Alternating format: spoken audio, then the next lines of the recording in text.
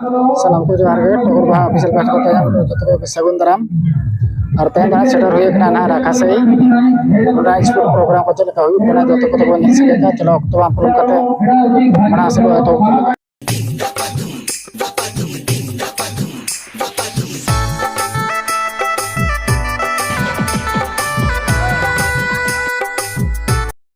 बुझाई दियंतु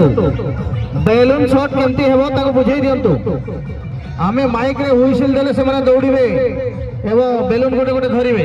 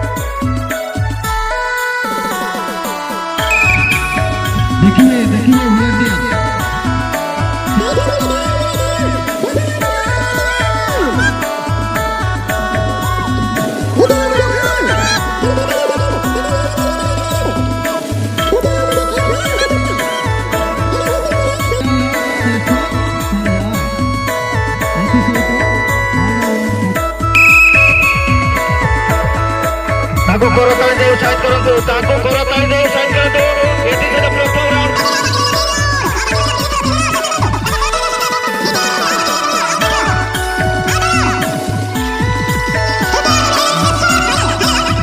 समय अछि एवं एथि सहित देखिबे बोले देखंतु